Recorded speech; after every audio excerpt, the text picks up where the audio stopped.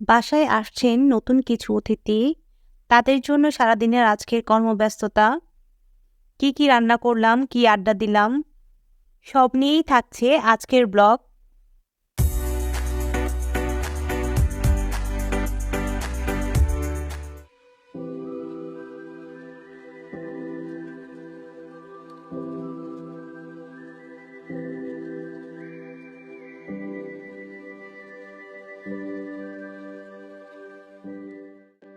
আসসালামু আলাইকুম। Welcome to my new another blog. আমি স্বপ্নিল টাঙ্গাইল থেকে বলছি। কেমন আছেন সবাই? আশা করছি আল্লাহর অশেষ রহমতে সবাই অনেক ভালো আছেন এবং সুস্থ আছেন। আমরাও ভালো আছি, আলহামদুলিল্লাহ। গত ব্লগে আপনাদেরকে বলেছিলাম বাসায় মেহমান আসবে, তো সেটার উপর একটা ব্লগ বানাবো। তো আজকে সেই ব্লগটা নিয়ে এসেছি। অনেকদিন ধরেই ঘরের এই পাপোশগুলো কেনা হয়েছে এখানে আসার পর। এখনও এগুলো প্যাকেট থেকে বের করে ইউজ করা হয়নি, তাই ভাবলাম যেহেতু গেস্ট আসতেছে তাই এই পাপোশগুলোই বিছিয়ে দিই। এগুলো এখন খুব ট্রেন্ডি, চলছে ভালো। দেখলাম প্রায় সবগুলো দোকানেই এই টাইপের পাপোশগুলো চলছে, তাই আমিও নিয়ে আসলাম। একটা একটু শতরঞ্জি টাইপের আর দুইটা গোল পাপোশ। আমার ব্লু কালার খুব পছন্দ, তাই যে কোনো কিছু কিনতে গেলে সবসময় ব্লু কালার থাকে, আর সেটার সাথে কিছু কালারফুল জিনিস নিয়ে নেই। পাপোশগুলো কেমন হলো কমেন্টের মাধ্যমে আমাকে অবশ্যই জানাবেন। আর সেই সাথে আমার ভিডিওটি ভালো লাগলে অবশ্যই আমার চ্যানেলটিকে সাবস্ক্রাইব করবেন আর ভিডিওটিতে লাইক দিয়ে অবশ্যই পাশে থাকবেন। আজকে শনিবার, ঘড়িতে বাজে সকাল 8টা। আমি আলুগুলোকে কেটে নিয়ে এখন এগুলোকে সিদ্ধ দিচ্ছি। এই আলুগুলো দিয়ে চপ বানাবো। যেহেতু আজকে বাসায় গেস্ট আসবে, অনেক রান্না বান্না, সো সকাল থেকে সব ধরনের প্রিপারেশন নিয়ে রাখছি। আমি ফ্রিজ থেকে গরুর মাংস এবং মুরগির মাংসগুলো বের করে নিয়েছি, এতে করে তাড়াতাড়ি ছেড়ে গেলে আমি দুপুরের মাঝে রান্না বসিয়ে দিব। এখন যেহেতু শীতকাল, সো গরুর মাংস ছাড়তে অনেক বেশি সময় লাগে, তাই মাংসগুলোকে এখন একটু পানির মধ্যে ভিজিয়ে নিব।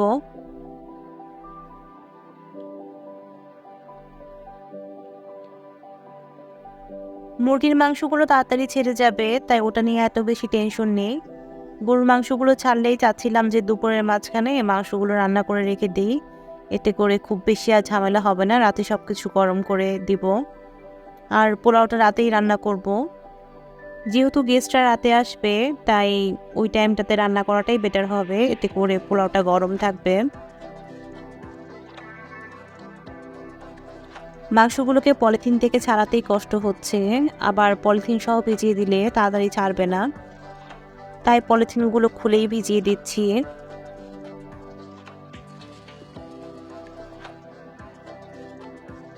এগুলো আলাদা আলাদা করে প্যাকেট করা, কারণ আমরা নিজেদের খাবারের জন্য প্যাকেট করে রেখেছিলাম। তো যখন গেস্ট আসে তখন আমি আমার সুবিধা মতো 2-3 প্যাকেট বের করে ফেলি। এই তো এখন কড়াইয়ের ভিতর মুরগির মাংস ভিজাবো। গরুর মাংস ভিজানো শেষ হয়ে গিয়েছে।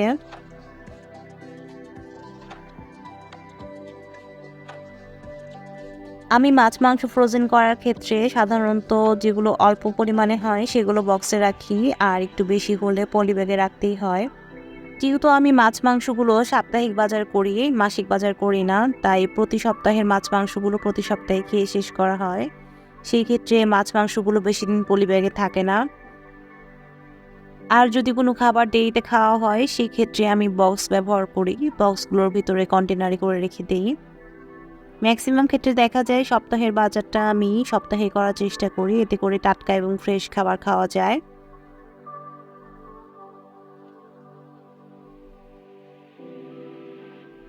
এই তো আপনাদের সাথে কথা বলতে বলতে মাছ মাংসগুলো ভিজানো হয়ে গেল। আমার হাত একদম বরফ হয়ে গেছে, খুব ঠান্ডা লাগছিল, হাত নাড়াতে পারছিলাম না। এখন ঘড়িতে বাজে 9টা। আমার আলুগুলো সিদ্ধ হয়ে গেছে, এর ফাঁকে আমি ব্রেকফাস্ট বানিয়ে নিয়েছি। আমার বাসায় একজন হেল্পিং হ্যান্ড আছেন। উনি এসে আমাকে আজকে পেঁয়াজ, কাঁচামরিচ, আদা, রসুন কেটে দিয়েছেন। আর পাতাকপিগুলো আমি গ্রেট করে নিয়েছি।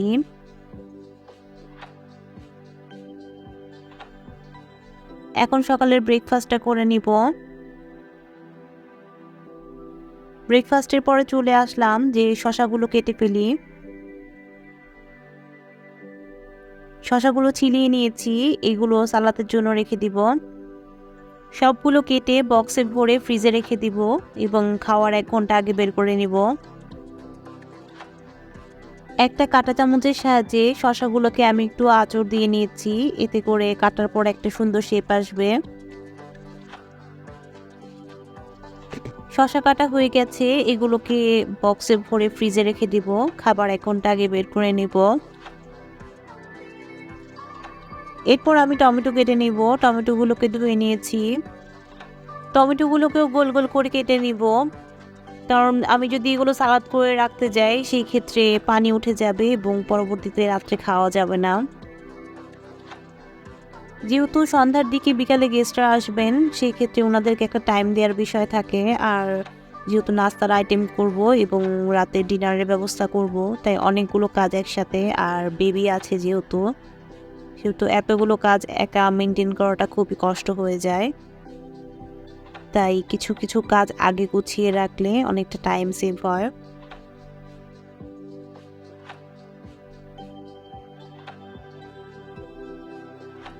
আর এদিকে টমেটোগুলো কাটা শেষ হয়ে গেছে, এগুলোকে বক্সে ভরে ফ্রিজে রেখে দিব। এখানে আমি 4টা ডিম সিদ্ধ দিয়ে দিচ্ছি। ডিমগুলোকে বয়ল করে নিব। আলু দিয়ে ডিম দিয়ে একটা চপ করব। এখন লেবুগুলোকে কেটে নিচ্ছি, এটাকেও ফ্রিজে ভরে রাখবো, পরবর্তীতে দেখা যাবে যে খাওয়ার 1 ঘন্টা আগে বের করে নিব। ডিমগুলো বয়ল হয়ে গেছে, চুলা থেকে নামিয়ে একটু কিছুক্ষণের জন্য ঢেকে রাখবো। এখন আলুগুলোকে ম্যাশ করে নিচ্ছি। আমি একটা গ্লাসের সাহায্যে আলুগুলোকে ম্যাশ করে নিব। আমার কাছে আলু ম্যাশ করার জন্য হামানদিস্তা নেই। চপ তৈরি করার জন্য সকল উপকরণ এখানে দিয়ে নিয়েছি। পরিমাণ মতো লবণ দিয়েছি, সাথে দিয়েছি জিরা গুঁড়ো, গরম মশলা গুঁড়ো, পরিমাণ মতো পেঁয়াজ, ধনেপাতা এবং কাঁচামরিচ কুচি। আর বিকালে নাস্তার জন্য কিছু ফুলকপির পাকোড়া করব। তো এখানে আমি ফুলকপিগুলোকে কেটে নিয়েছি এবং সিদ্ধ করে নিয়েছি। এটাকে আমি 3 মিনিটের জন্য বয়ল করে নিয়েছি, একবারে বয়ল করে ফেলবো না, এতে করে গলে যাবে। এরপর বেগুনের বড়া করার জন্য বেগুনগুলোকে কেটে নিয়েছি। এখন পানিতে ভিজিয়ে রাখছি যাতে করে কালো না হয়ে যায়। রাতের মেনুতে ডাল থাকছে, তাই এখানে আমি বুটের ডাল ভিজিয়ে নিয়েছি। যেহেতু বুটের ডাল অনেক শক্ত থাকে, তাই ডালগুলোকে আমি 1 ঘন্টার জন্য ভিজিয়ে রাখবো। এদিকে ডিমগুলো খোসা ছাড়িয়ে এগুলোকে কেটে নিয়েছি। ছোট সাইজের একটা পাতাকপি গ্রেট করে নিয়েছিলাম। তো পাতাকপি দিয়ে একটা ভেজিটেবল পাকোড়া করব। এখানে আমি পাতাকপি দিয়েছি, কিছু পালং শাক দিয়েছি এবং পাকোড়ার জন্য স্বাদ মতো লবণ এবং মশলা উপকরণ দিয়ে মাখিয়ে রেখেছি। এই তো আমার এখানে গরুর মাংসগুলো ছেড়ে গেছে, এখন গরুর মাংসগুলো বসাবো। ঘড়িতে বাজে এখন 12টা 10। এই তো এখানে বিফ কারি বসিয়ে দিয়েছি। পেঁয়াজগুলোকে একটু বেরেস্তা করে নিচ্ছি, এরপর মশলাগুলো দিয়ে দিয়েছি। আর এদিকে আমি মুরগির মাংস মাখিয়ে রেখেছি। আর সেই সাথে পোলার চালটাও ধুয়ে রেখেছি। পোলার চালগুলোকে আমি ভেজে রাখবো এবং গরম পানি দিব রাতে, এতে করে খাবার আগে আগে পোলাওটা গরম গরম পরিবেশন করতে পারবো। এদিকে আমি চিকেনগুলোকে ভেজে রেখেছি, মাংসগুলোকে ভেজে রান্না করব। এখন ঘড়িতে বাজে বিকাল 4টা। দুপুরের গোসল, লাঞ্চ সবকিছু শেষ করে মেয়েকে খাইয়ে দিয়েছিলাম এবং আমিও খেয়ে নিয়েছি। এখন চলে আসলাম বিকালে নাস্তার আয়োজন করতে। ফুলকপির পাকোড়া করছি আর সেই সাথে ডিম দিয়ে আলু দিয়ে একটা চপ করে নিচ্ছি। চপগুলো রাতে খাবার সাথে সার্ভ করব, রাতের ডিনারের সাথে, তাই এগুলো পরে ভেজে নিব। এখন জাস্ট শেপ করে রাখছি।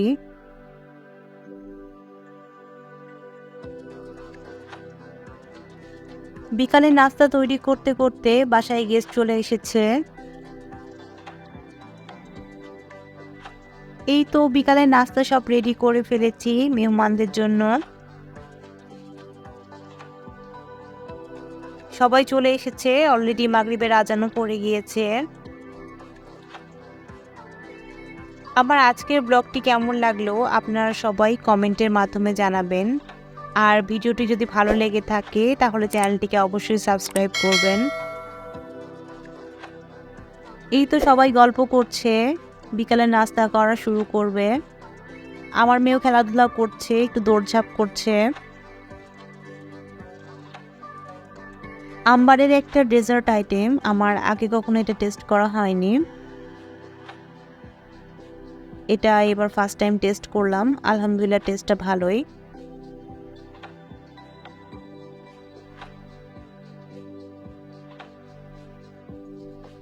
সবাই নাস্তা করছে আর আড্ডায় মেতে উঠেছে। আমি একটু পরপর রান্নাঘরে যাচ্ছিলাম, হাতের কাজগুলো একটু একটু করে শেষ করছিলাম আর আড্ডায় জয়েন করছিলাম। এই তো সবাই নাস্তার পরে মনোপুলি খেলা নিয়ে বসে গিয়েছে। আমিও বসেছিলাম, যদিও খেলতে পারিনি।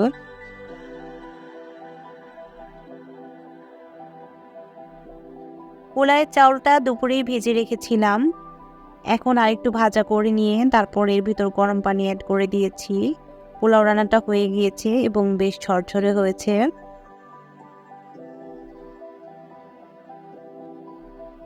এখন 9:30টার মতো বাজে, রাতে ডিনার সার্ভ করে দিয়েছি টেবিলে।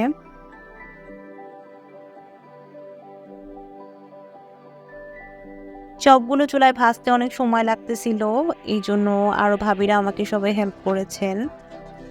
ওনারা টেবিল সাজাতে অনেক হেল্প করেছেন আমাকে।